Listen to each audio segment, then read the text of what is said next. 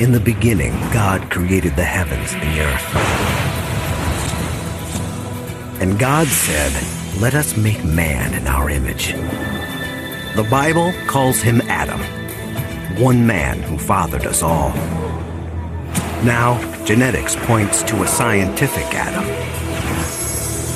Microscopic clues in our DNA link every man on Earth back to one man, one common ancestor.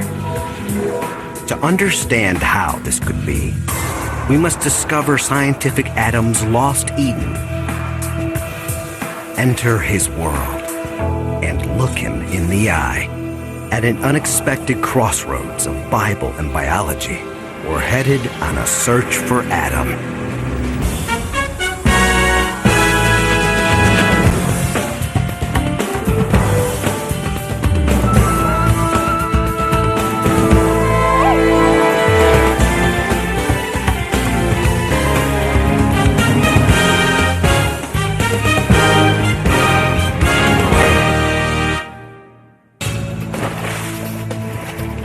Look so different. The idea that we're all related seems impossible. It's hard to believe that 6 billion people all share the same ancestor. Yet 3 of the world's great religions, Christianity, Islam, and Judaism, believe in one man who fathered us all. That makes Adam a key figure in the beliefs of more than half the world. Now, science offers a chance to find a genetic Adam, a single ancestor whose DNA survives in every man on Earth today. From the Inuit of the Arctic to the Amerindians of the Amazon, from the nomads of the desert to the businessmen of Wall Street.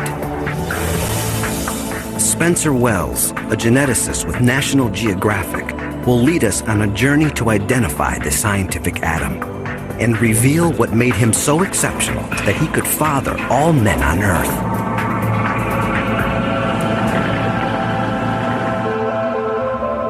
But how do you unravel a chain so many generations long? A chain that leads all the way to the roots of humanity's family tree. I really need a tool, a kind of time machine to allow me to do that, a genetic time machine.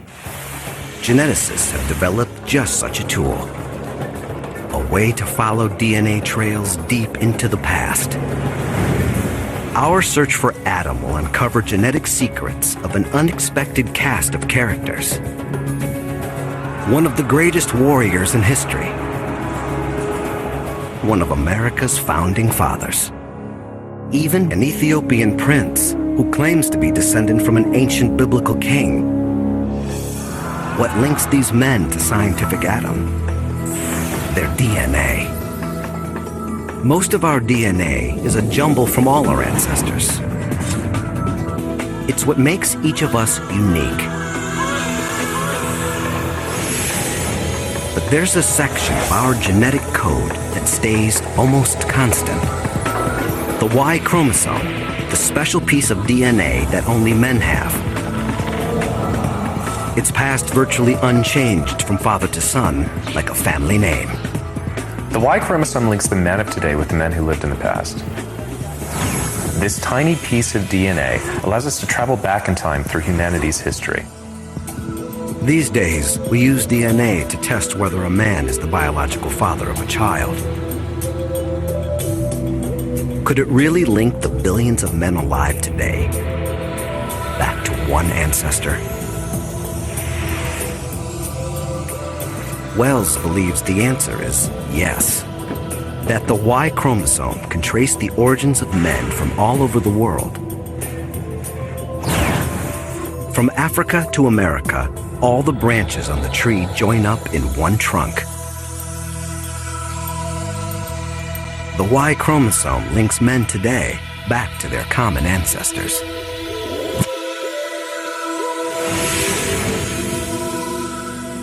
The key is to reveal super ancestors, Men who left their genetic imprint on huge numbers.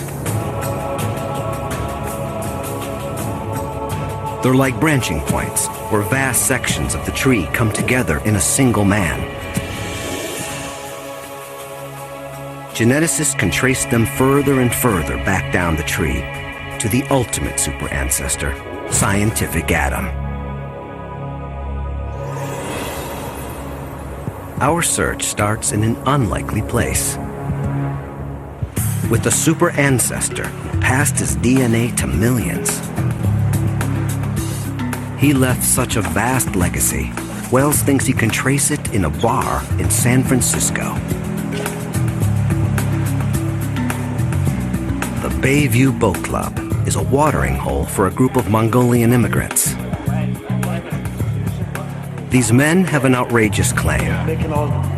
They think they're descendant from the great Mongol emperor, Genghis Khan. Yeah. So how many people in Mongolia really believe that they're related to Genghis Khan? Every single person in the country? Every single person. There are, what, 10 million people living in It seems preposterous, as if everyone in America believed they were descended from George Washington. But if there's any truth to their claim, these men will link back to a common ancestor who lived generations ago. The first step on our journey back toward Adam. So you guys interested in finding out if you could be related to Genghis Khan himself? Yeah, let's go. Okay, and then I'll pass. Tapping the power of DNA starts with a basic tool. They're sterile, by the way, which is kind of like a glorified toothbrush. Pull it out of the container. Just like that. Just a few cheek cells, and Wells can unlock secrets from our genetic past. With a simple swipe, Wells hopes to trace these men all the way back to a famous warrior who lived 800 years ago and thousands of miles away.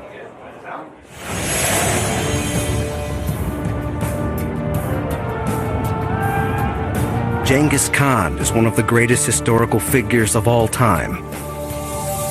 8 centuries ago, he ruled one of the largest empires the world has ever seen. What are the chances that a couple of guys in a San Francisco bar could be related to such an extraordinary man?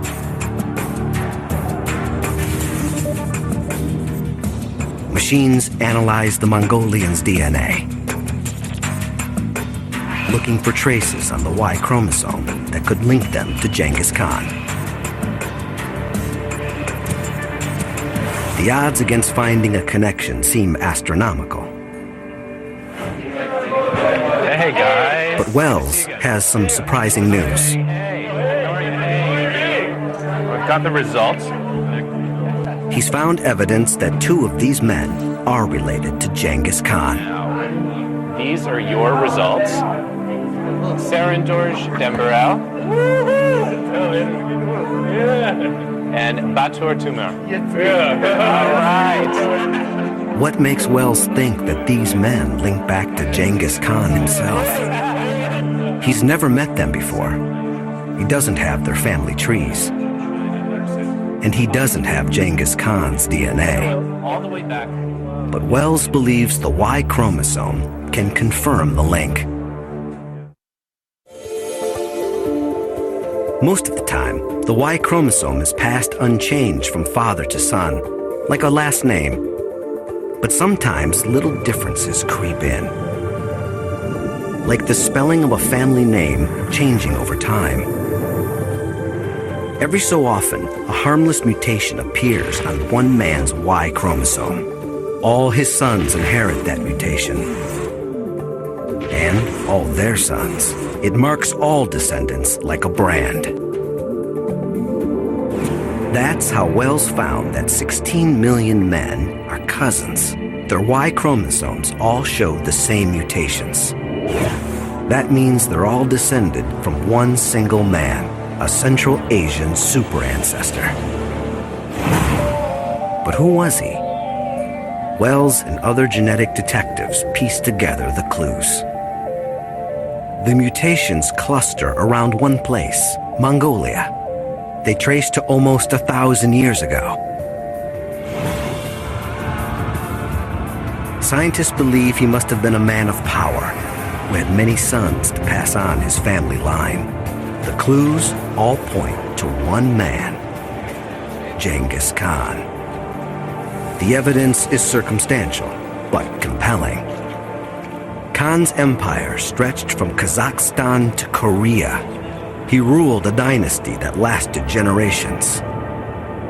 His sons and their sons had the power and position to spread his Y chromosome. As his armies swept through Central Asia, they cut down their enemies, and often, it's said, took their women. The result? More offspring with Genghis Khan's Y chromosome, and other men's lineages destroyed forever. Genghis Khan's DNA is buried with him in an unknown grave, but his Y chromosome mutations survive in his descendants today. The research shows the Y chromosome can take us back hundreds of years. But to find scientific Adam, we must trace a man from our very beginning who fathered not millions, but billions.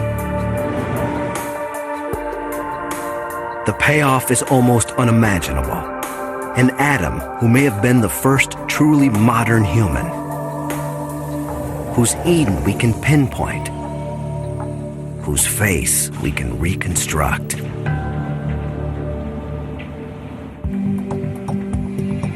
This is a scientific quest, yet the idea behind our search was first written down in a document of faith, the Bible. Thousands of years before genetics, the book of Genesis tells of one man who fathered us all.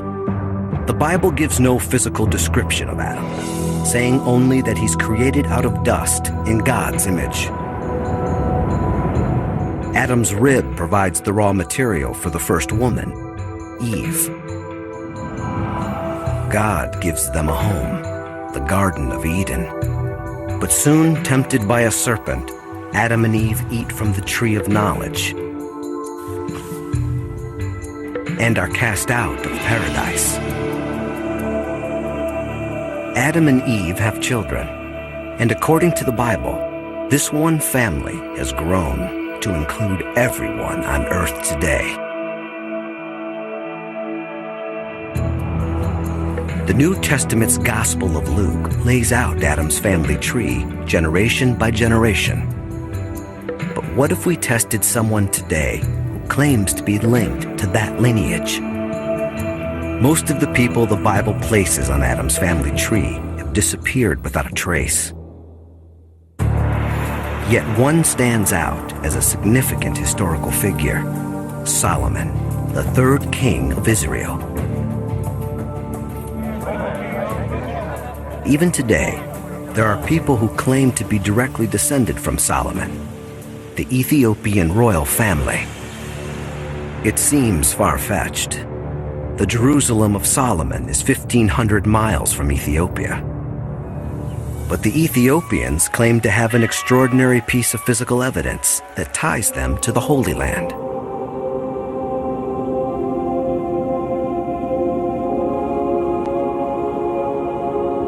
The Ark of the Covenant was believed to contain the tablets of the Ten Commandments, the Word of God.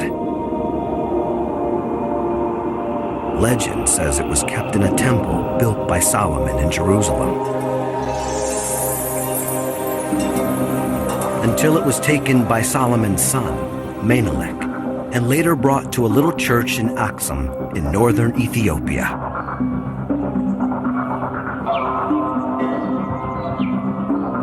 Today, the Ethiopian royal family claims direct descent from Menelik, and so from Solomon. If that's true, their family tree connects directly to the biblical lineage of Adam. To test that lineage, we'll need a royal who will cooperate. In 1974, Ethiopia's Emperor Haile Selassie was deposed. The royal family fled into exile. We tracked down a prince who agreed to participate in our search on one condition: we can't reveal his identity. He wants to avoid accusations that he's using his link to Solomon to reclaim the throne. The prince takes a secret DNA test. A few tiny cheek cells transport us deep into the past. The DNA can reveal where the prince's ancestors came from. Could it link him to Solomon? The results are tantalizing. The prince's Y chromosome mutations do lend support to his claim. They point to Middle Eastern ancestry, but it's not definitive proof. With Genghis Khan, we had 16 million men pointing to one man. With Solomon, we may have one Ethiopian prince. There's simply not enough evidence to go on. The experiment shows how hard it can be to trace the Bible's genealogy. It's a book of faith, not forensic evidence. What the Bible is saying about creation is way beyond the scope of science. It's not about DNA and all that. It's about who we are as people. In Hebrew, the name Adam also means people. What's important about Adam is that Adam is every person. The Bible gave us the idea of Adam. But finding the scientific version will take modern genetics. If we succeed, we'll link all men today back to a scientific Adam. And maybe even pinpoint his Garden of Eden. As people move from place to place, they often end up far from where their lineage began. Our family tree is becoming tangled at the top. Tracing family lines is getting harder and harder. There's only one way to clear away the tangles. Analyze Y chromosomes from people who still live in the land of their forefathers. To get a clearer picture of our family tree, Wells is leading a research project with the National Geographic Society and IBM. It's called the Genographic Project. It's a massive undertaking. It will take years. But when he's done, Wells will be able to tell where anyone in the world comes from. Wells and his colleagues have crisscrossed the globe in search of DNA samples. From Aborigines in Australia to tribesmen in South America. They've journeyed from Central Asia to South Africa to Siberia. Wells can already tell a lot about someone's origins just using their Y chromosome. And he thinks he's found something unexpected in the background of one of America's most famous figures. The third president, Thomas Jefferson. Research on Jefferson's Y has already given us one huge surprise. It had long been suspected that Jefferson fathered children by his slave, Sally Hemings. A 1998 study used the Y chromosome to prove that it was almost certainly true. It showed that this white man apparently had black descendants. Now, Wells believes he's discovered something about Jefferson that no one suspected. A discovery not about his descendants, but about his ancestors. And it could take us a big step toward Adam. Wells noticed that Jefferson's Y chromosome mutations don't look European. So where did Jefferson's ancestors come from? To find out the truth, Wells needs another DNA sample. The trail leads to rural Virginia. One of the closest living relatives of the founding father lives in Fries, Virginia. Now, do you have any sense of your own ancestry and who you're descended from? Thomas Jefferson. Thomas Jefferson. How many Odine generations Jefferson ago? shares the founding father's last name. Yeah. He also inherited his Y chromosome. It's not going to hurt, and you rub it on the inside of your cheek. Really scrape away, up and down. Everything about Jefferson points to him being European. Genealogists have traced his ancestry back to medieval France and Britain. But the test reveals something you might never have imagined. Jefferson's Y chromosome links him not to Europe, but to the Middle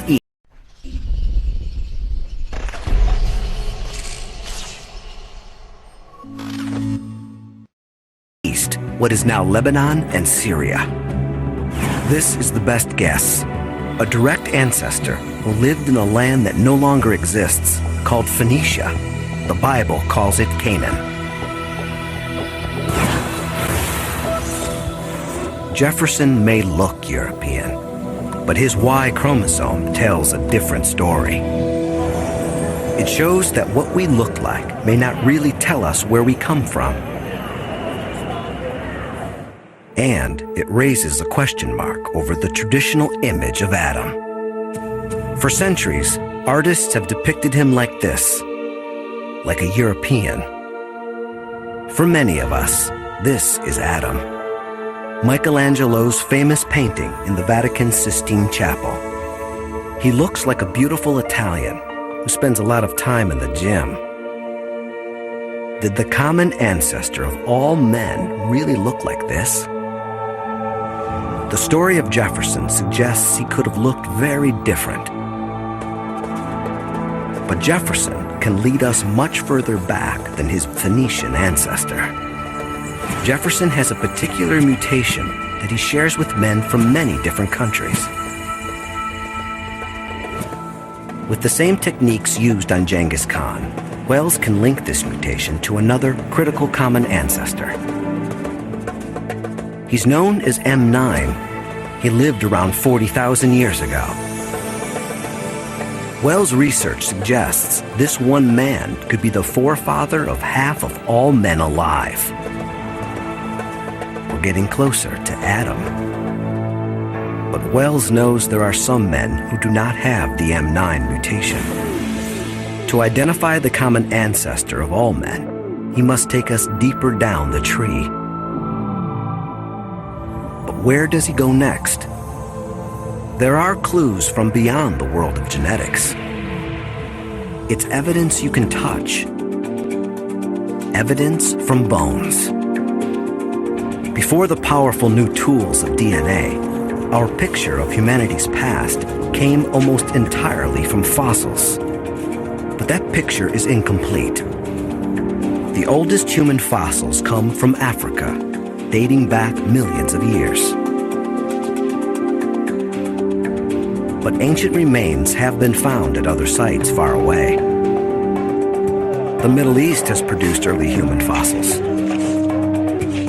And pre-human remains have been found in Asia. Fossil evidence points to 3 regions that could be the birthplace of humankind: Asia, the Middle East, and Africa. Can DNA resolve which one gave birth to scientific Adam?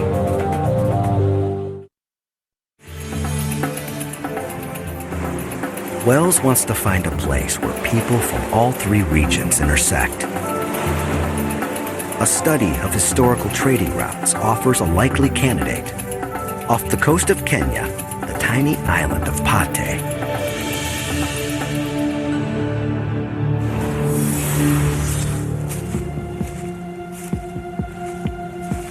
A mysterious place, with clues that seem out of place in Africa. Curious ruins. It's the main mosque. It was painted black. Still see it. Monuments that might be Islamic. Tombs that look almost Chinese.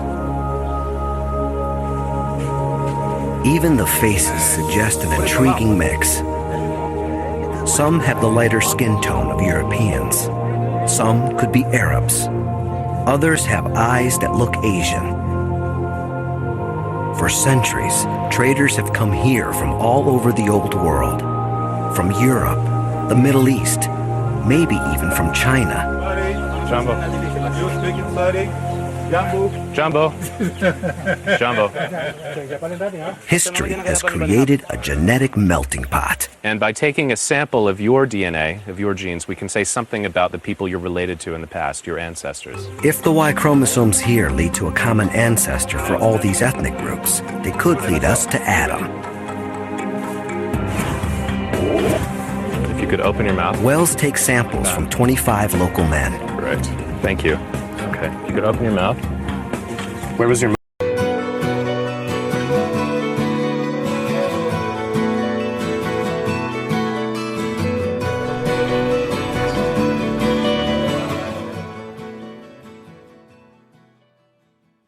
Motherborn?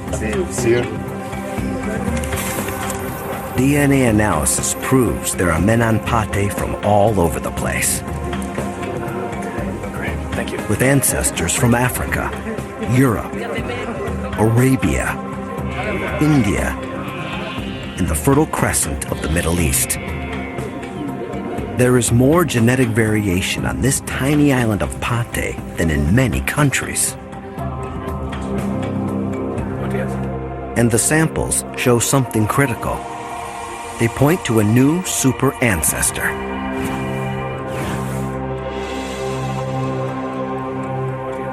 Even though the Y chromosomes come from all over the world, they almost all have something in common. A particular mutation that scientists call M168. In fact, men all over the planet share this mutation. Genghis Khan and the San Francisco Mongolians have it. Thomas Jefferson has it. Wells himself has it. Nearly 3 billion men share this mutation. And it means they're all descended from one man. It's a staggering thought. Genghis Khan could have fathered millions, but the man who first had this genetic mutation had billions of descendants. We're near the bottom of the tree.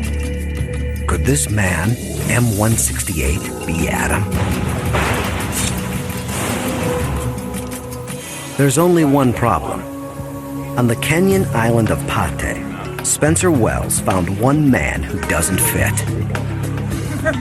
His Y chromosome doesn't have the critical mutation. It's a crucial clue. And he's not the only one. There are others who are not descended from M168. So he can't be Adam. M168 is far down the tree, but not its base. And the Y chromosome from the odd man out on Pate gives us the final piece of our puzzle. The man's lineage originates in East or South Africa. Comparing this Y chromosome to thousands of men from all over the world reveals a critical discovery. These mutations, originating in Africa, appear on every Y chromosome in every man in the world today. These are the universal mutations we've been looking for. We've followed the DNA trail all the way to the bottom of the tree. Every branch leads to one man, one Y chromosome. There must have been one man who gave rise to all men alive today. He is the ultimate super ancestor. He is Scientific Adam. One of his descendants was M168. He was the forefather of the ancient Middle Eastern ancestor of Thomas Jefferson. He gave rise to Genghis Khan's Y chromosome. In fact, all the Y chromosomes in the world trace back to this one African man. He is Scientific Adam.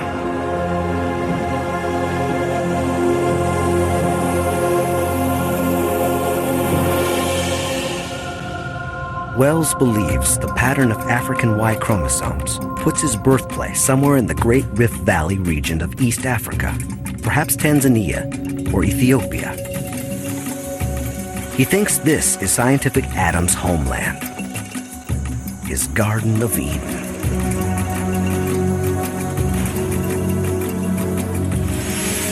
genetics can date the ancient Y chromosome mutations to calculate the age of scientific Adam. Wells believes he was born around 60,000 years ago. It sounds ancient, but it means our search for a common ancestor has not led us all the way back to a time of ape men, or even to primitive beings like Homo erectus. Compared to the billions of years of human evolution, we've found Adam in the recent past.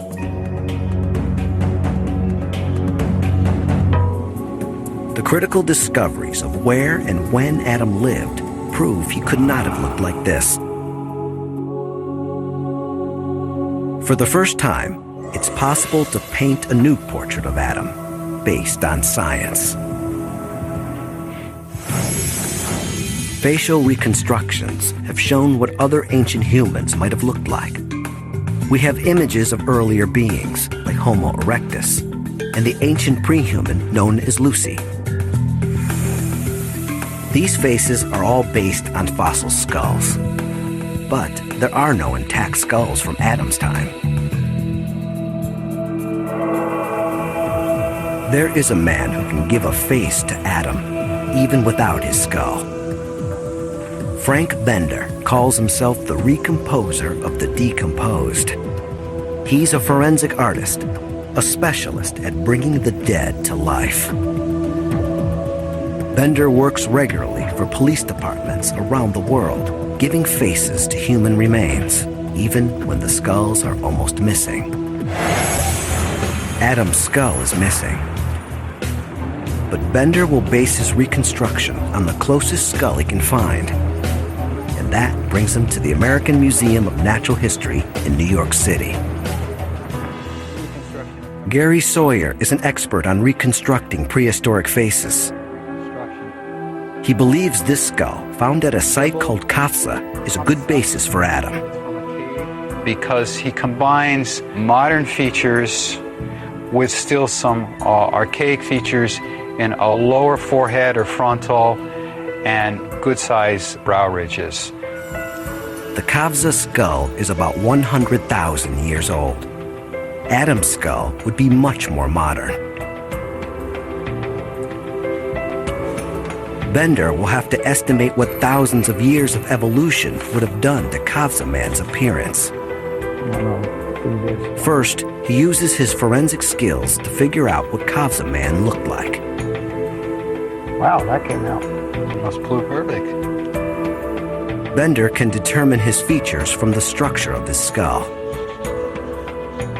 The shape of the cheekbones, the line of the jaw, the width of the nose, the size of the chin.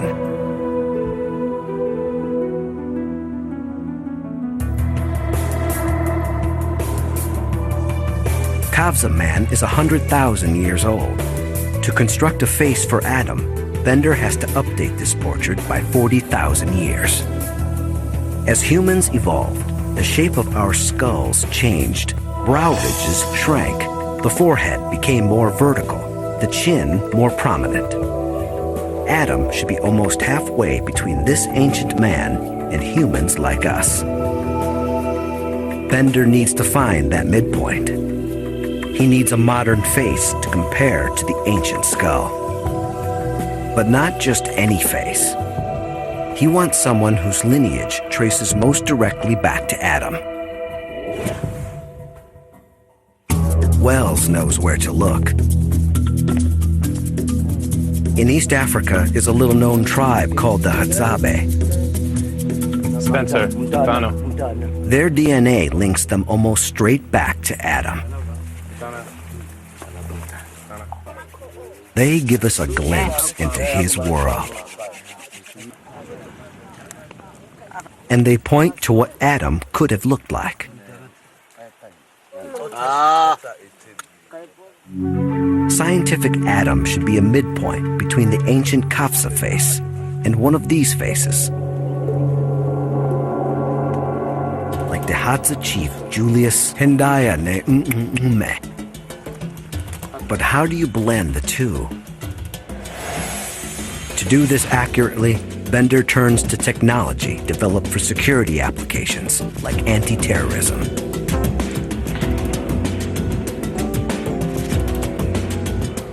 Facial recognition software measures the incremental differences that make a face unique, like the distance between the eyes, the width of the nose. Engineers pick out over 200 features that together define the shape of the Kavsa face, turning it into a mathematical model. They do the same with the Hadzabe chief. The computer compares the two sets of data, faces separated by 100,000 years, and generates the midpoint, a blueprint of Adam. A printer converts the computer model into a 3D head. Layer by paper-thin layer, the head emerges. Bender will use this as a template to finally give Adam a face. But the Hadzabe can do more than show what scientific Adam might have looked like. They can give us a window into his world. And they reveal clues to what made Adam and his descendants so exceptional. They could give rise to all men on Earth. Mutations on the Y chromosome show that scientific Adam was born around 60,000 years ago. An extraordinary time in human history, a time of crisis. Scientists believe humans were on the brink of extinction. The entire population may have fallen to no more than a couple of thousand. But from this moment of peril, humans begin an astonishing rise. For the first time, art appears. Tools become much more advanced. This new energy and innovation would enable our species to conquer the planet. Something critical had changed in human nature. What triggered it is a puzzle, yet it seems to come just after Adam. Is it a coincidence? I don't know. Maybe it is, but it's also possible that Adam was the one who set in motion these changes. How could one man change his whole species? Wells has a theory. It's cutting edge and highly controversial. He believes Adam may have been the first man with the ability to think as we do. The first truly modern man. If Wells had his way, he'd go back in time to find out. The ancient Hadzabe tribe in Tanzania may offer the next best thing, a window into Adam's world. As people, the Hadzabe are as modern as any of us. But as a society, they've chosen to retain the lifestyle of the earliest modern humans, the lifestyle of Adam. The Hadzabe are hunter-gatherers. Survival in this environment is an extraordinary challenge. They rely on the kind of ingenuity that Wells believes could have originated with Adam himself. It could almost be Adam's clan preparing for the hunt. The Hadzabe have figured out a way to turn local trees into lethal weaponry. The bows are strong, but flexible. Fire straightens the arrow shafts. They look simple, but when they appeared, they were revolutionary. Weapons that kill at a distance, deadly accurate. The Hadzabe set out, just as Adam and his sons may have done, to pit their weapons and their brains against their prey.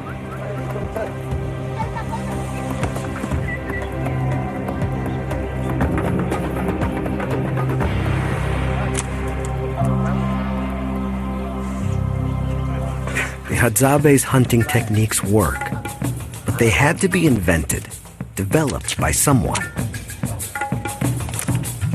someone with the insight to go beyond the techniques used by the people before. And Wells believes it may have been Adam himself who first showed this intelligence. A culture of innovation is one key to the success of our species. But what amplifies this genius is another unique skill: language. Wells believes Adam may have had a brand new ability to use complex speech. Astonishingly, the Hadzabe could show us how Adam spoke. What? What? What? What? Tisha? Tisha? Bogo. Bogo. What? What? Simba. Simba, lion. Ngokoi? They speak one of the most intricate languages on Earth. Tembo. Along with regular consonants, they use a chorus of clicks. Sasa kote kobu sasa tan aketa.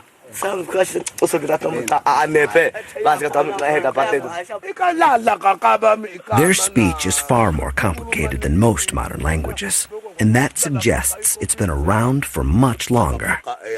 English has around 30 different sounds. Click languages can have over 100. Scientists believe that when humans first began to speak, they may have used clicks like these. We could be listening to Adam himself. Like the bow and arrow, these sounds are simple, but they may point to what gave Adam his revolutionary intelligence. The Hadzabe have allowed us to explore Adam's world. Now Frank Bender can show us what he might have looked like. His goal is not just to sculpt Adam, but to reveal his personality. I tried to get into his head just like I would a fugitive.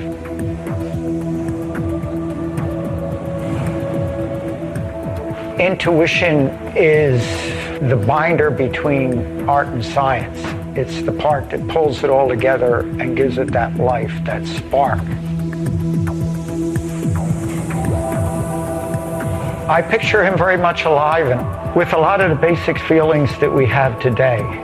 Confidence one point, insecurity at another. Finally, Wells comes face to face with the man he's been searching for. A new portrait of the common ancestor of every man today. Adam.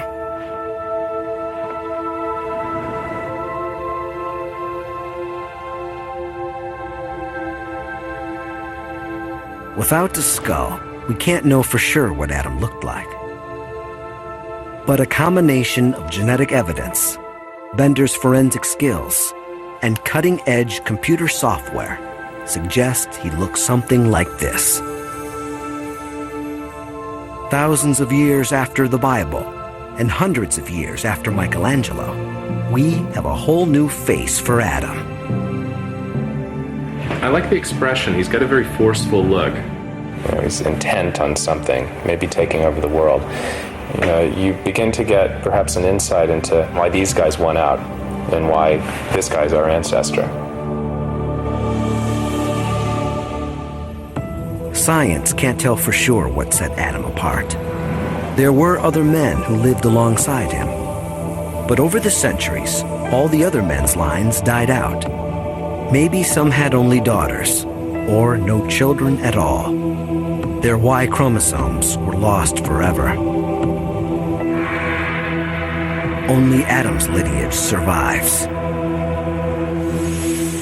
Here's how Adam could have become our ultimate super ancestor. Sometime around 60,000 years ago, Adam is born. He's a fast learner, and in time, he proves himself as a leader of his tribe. His command of language sets him apart.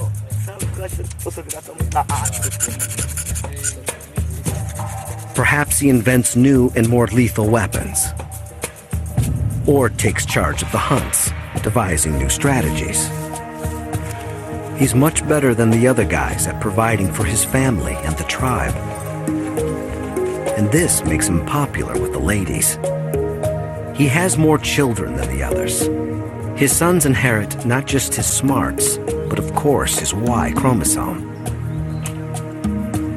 Like Genghis Khan and his sons, Adam's Y chromosome begins to spread through the population, and Adam's intelligence gives his sons the ability to leave Africa and populate the world.